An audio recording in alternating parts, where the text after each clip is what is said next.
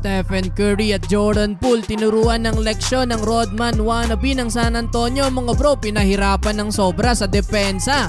Spurs versus Warriors, no Klay Thompson ngayon ang defending champion mga bro due to load management. Kaya naman nailagay si starting 5 etong si Jordan Poole.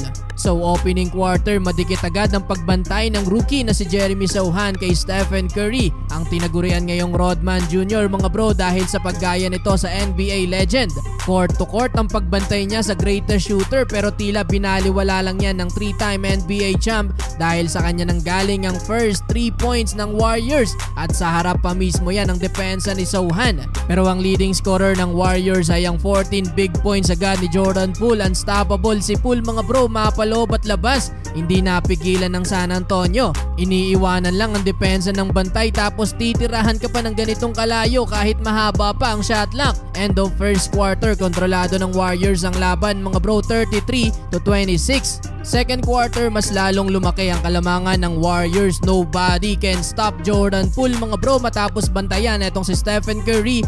Si Jordan Poole naman ang tinao ni Sochan, yun nga lang sinayawan ng depensa ng rookie. Napasimi na nga lang tuloy sa bench etong si Stephen Curry. Meron ng game high 19 points sa first half si Jordan Poole. 17 points ang pinakamalaking nailamang ng Warriors sa second quarter mga bro. Matatapos na lang din ang quarter nagpabaon pa ng 5 straight points etong si Stephen Curry.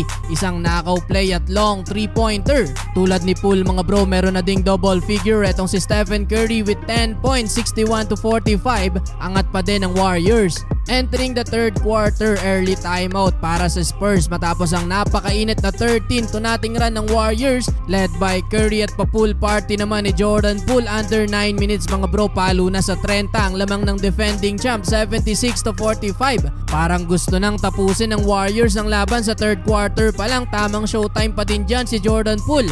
Gandang pasa sana to ni Draymond Green para sa kanya, hindi nga lang na-convert ni Poole. Nakakurot naman ang ilang opensa dyan si Jeremy Sochan mga bro, 4 straight points under 8-minute mark. Well, kahit malaki na ang lamang ng Warriors mga bro, under 2 minutes pa nung inilabas etong si Stephen Curry at nakapagtala pa ng 2 assist para sa 2 dunk din ni JaMychal Green at Jonathan Kuminga.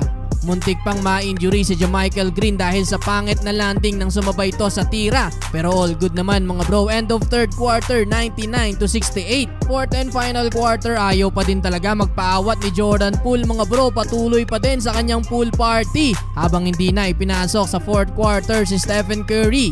Tinapos niya ang laban mga bro na merong 16 points, 5 rebounds at 5 assists while shooting 5 of 11 pagdating sa field. Habang kumana naman ng 30 plus points si Jordan Poole mga bro with 5 3-pointer. Siya din ang may pinakamataas na plus minus mga bro with positive 35.